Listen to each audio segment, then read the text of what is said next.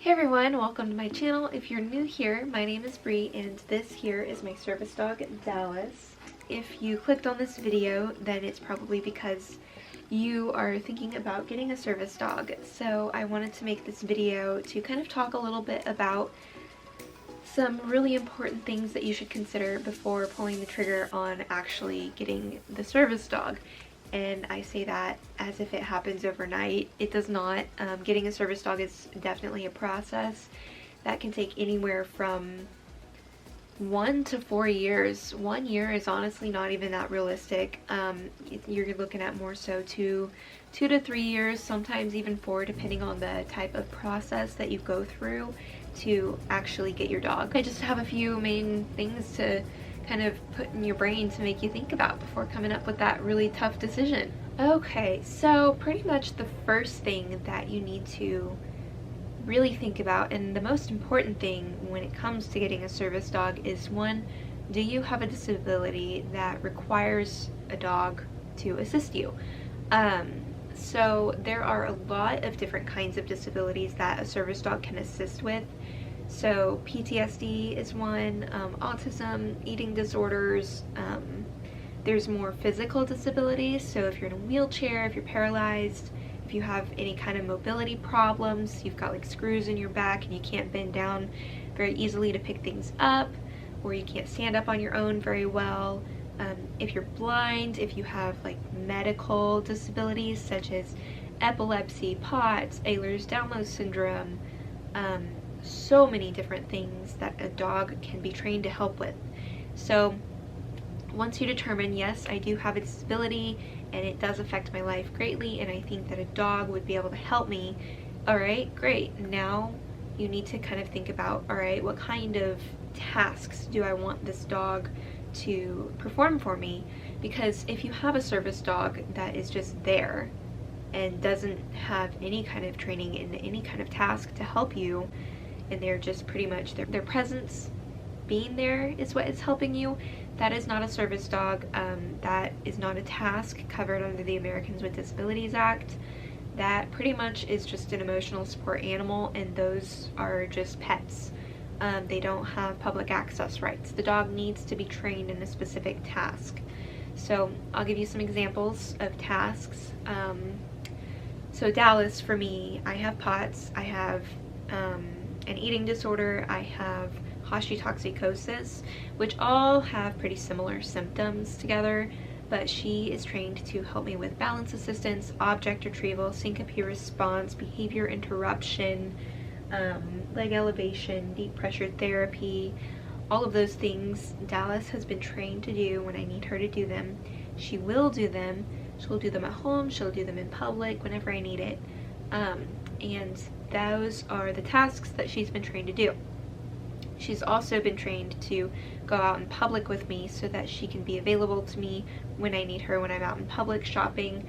There are some service dogs that aren't trained to go out in public, and they're just pretty much at-home service dogs that do tasks at home for their handler, which are great, but you just need to know, if you are planning on taking your dog out in public, you do need to really work on socializing and training when the dog is young. Which gets me into my next little segment here, training. Training is a huge major thing when it comes to service dogs. A service dog without training is not a service dog, that's it. But there are two different ways you can go about training a service dog. You can do owner training, which is pretty much you get the dog when they're a puppy and then you raise them yourself and you train them yourself, and you can also get help from professional trainers if you would like. That is what I did. It was extremely helpful for me to be holding the leash the entire time. I think it really grew my bond with my dog and helped me understand how to work with her. Or the other option is you can go through a program and they will pretty much pre-train your dog for you. Both of these methods take a while. It takes at least 2 years to really fully train a service dog. It takes some time when you're on a waiting list to either get a dog, to get a program dog. It's just a timely process, and they're both very expensive processes too. So another thing that you need to consider is breed. What kind of dog are you going to be getting? And I know a lot of people think, oh, I'll just get my favorite breed. Like for me, I love German Shepherds. They're my favorite breed. I love that they're super sweet and loyal and strong, and I love that they look scary and intimidating. It would make me feel a lot safer when I'm out in public or like living on my own. But after doing a lot of research and thinking, that was not the dog for me, especially somebody who has POTS and all of these other disabilities that affect me physically. I do not have the energy to take a dog out every day and get all of its energy out. Not something that I can do personally. Some people are able to do that, and that's great if they want that kind of breed. So you really need to look at your disability, what kind of dog is best for you. You also need to look at your training ability as a dog trainer. Some dogs are easier to train than others. I think that I got super lucky with my dog. I think that golden doodles, golden retrievers, labs, I feel like those are a little bit more easier entry-level dogs to train. When you're starting to train more like a Vizsla or like a hunting dog or a German Shepherd, Rottweilers, things like those, especially like Malinois, those are extremely difficult to train. They require a very strong trainer who has a lot of experience. So that is definitely a really, really huge considering factor you need to figure out before making that decision. And if you're going to go with the pre-train route, specific programs have specific dogs that they train. Like, they're not going to just get a German Shepherd because you want a German Shepherd. Maybe they only have poodles, labs, and golden retrievers. You don't know. So you really have to look into that too. Now I kind of want to talk about once you get your dog, there are a lot of big different changes that you need to think about. Having a service dog is a really huge responsibility, and having any dog is really a big responsibility. Having a pet, you have to really take care of them. You have to have the time to take care of them. You have to have the money to take care of them. You have to have the energy to take care of them as well. So if you have a disability and you can barely take care of yourself, it's something to think about. If you don't have somebody there to help take care of your dog, you can't expect your dog to help take care of you when you can't even help take care of him. You know what I'm saying? So you really do have to think about that. You also have to think about what kind of lifestyle do you have? What kind of career are you looking at? So, like, I feel like service dogs, they are allowed to go pretty much most places. Some places they are not allowed to go, so like, yes, they can go to a hospital, but no, they cannot go into an operating room. They cannot go into patients' private rooms. So like, if you're a nurse, you can't be taking your dog with you into work and taking them into other patients' rooms. It just doesn't really work that way. And if you work at a restaurant, if you're a waitress or a cook, you cannot be taking your dog into a kitchen where the general public is not normally allowed. So I think that you also kind of have to consider, okay, what am I going to do with my life? What kind of career choice am I going to have? Is it accessible to have a service dog in that kind of career area? You also have to think about, okay, what about when I go and visit family? Maybe you go and visit your family a lot, and maybe some of these family members don't like to have dogs in their house. That's been a problem for me. You know, we want to go and visit some people, and we can't because they don't allow dogs, and I'm not just going to leave Dallas home. You know, she goes with me, you know. So, also, are you a big traveler? Do you enjoy traveling to other countries, going on cruises, things like that? Because, yes, a service dog can fly with you and go on a cruise ship and everything, but when it comes to going to other countries, it can get a little tricky. I'm not saying it's not possible, but it is very stressful and it's very scary to take a service dog into another country because you don't know. They have different rules. They don't have the same rules in America, and you're going to have to bring all the shot records. Some countries even require you to quarantine your dog, which would be really scary if you're on a cruise and they just take your dog away to quarantine it, and then your cruise ship leaves. Like, it can be a kind of scary situation. I'm not saying that's a reason to not get a service dog. I've been on cruises and I've gone into other countries. I just find somebody to take care of Dallas while we are going to do that for the week, and it is hard not having her with me. But you know, when you have a service dog, don't expect to be taking your dog everywhere with you all the time. It doesn't always work out that way. There is a lot of times where having a dog is inconvenient for you, and that is just, that's how it is. Another big thing to consider when you are going around with a service dog is you're gonna get a lot of attention, and sometimes it's good attention, sometimes people are just like super excited to tell you how cute your dog is and just want to take a picture of your dog because they're adorable, or they just want to ask you some questions about how you got your dog, how you trained your dog, which is fine for a little while. But when you're not feeling too well and you're having a bad day and you just have to get to the store and do your errands and get home, it can be really annoying, and it's every time.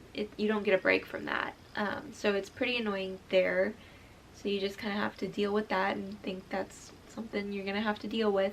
Sometimes it's really bad interactions too with people. People are gonna give you mean looks because maybe, I don't know, this random stranger doesn't even know you, but they think you don't look like you need a service dog, so they're gonna give you a mean look. Or they're going to say, you can't come in the restaurant, or you can't come in the store because I don't think you need a service dog, or no dogs allowed, or I'm allergic and I don't want your dog in here, which are all illegal to do. But it happens and you're gonna have to deal with that, and it is really frustrating when you're out with friends and you have a really fun day planned, and then all of a sudden, because you have your dog with you who is acting perfectly fine, well behaved and trained, is vested and labeled clearly, which they don't need to be vested and labeled, but they are because it helps, and then your plans just get canceled because you get kicked out of a restaurant or a store, or you're denied access in an Uber or something, which has happened, and it can be really scary and really frustrating. So you do have to think about that too, and you do have to put your dog's needs in front of you. Sometimes your dog is not just there for you. You are a team, you work together. So, you know, when the ground's too hot outside and your dog doesn't like to wear boots, you're gonna have to either leave your dog home when you go to the store, or you're just gonna have to wait to go to the store another day. Or maybe your dog isn't feeling too well and you can tell they're feeling really lethargic and tired, or maybe they threw up a couple times, or maybe they just have a hot spot that's really irritating them. Dallas is prone to getting hot spots on her neck, so like, you know, when she's uncomfortable, I need to think about her when I'm doing those things. I'm not gonna force her to go out with me when she's not comfortable. So it's not always fun and games when you have a service dog. It's not just, oh yay, I get to take my pet everywhere with me. That's not why people have service dogs, not at all. And then the last thing I want to talk about is upkeeping with the training is definitely a huge major thing when you have a service dog. And sometimes life gets busy and it's just really inconvenient for you to have your dog with you, so you leave them home, or you just stop taking them as much places as you used to because maybe you're doing really well for a few months with your health and you don't need them around as much, but then it comes up that you do need them. Dogs are kind of like people, you know, when you're on summer break and you haven't been going to school and then all of a sudden it's time to go back to school, you're going to be pretty rusty. It's going to take some time to work back up to being as sharp as you used to be with all of your skills, and that's the same for a service dog. And service dogs are not perfect, you know, like Dallas is so amazing and she's never really caused me any issues in public before, but it does happen, you know, sometimes service dogs have bad days, and you know, you go out with your friends or you go out on a grocery trip and you're trying to get things done, and all of a sudden your dog just starts like not acting right, you know, maybe they're afraid of something, maybe something's making them nervous, maybe they're just walking really slow and Dallas does that sometimes. She's very slow sometimes. And like I'm in a hurry and she wants to take her time. So yeah, it definitely is not always a convenient thing to have a service dog. It is helpful when you need them, but those are just some pretty important things I think you should think about prior to getting a service dog. And I think you really need to know it is not something that it's not a decision that you make on a whim. It takes time, it takes planning. Even if you think you have everything figured out, you don't. I did so much research when I was looking into getting a service dog, and I thought I was prepared, and I was not. So if you are seriously considering getting a service dog, I will put in the description and I will put it up here in the corner. You can click on my educational playlist. I have a lot of videos that are there to pretty much educate you about service dogs. But if you want to watch something more lighthearted and fun, you can click up here and you can see my flying with a service dog video, or you can click over here and you can see my trip to Universal Studios with my service dog. So I hope you enjoyed this video. Thank you so much for watching. If you found it educational, then make sure you hit that like button so that it suggests it to other people who might be interested in this video as well. Thank you. Bye.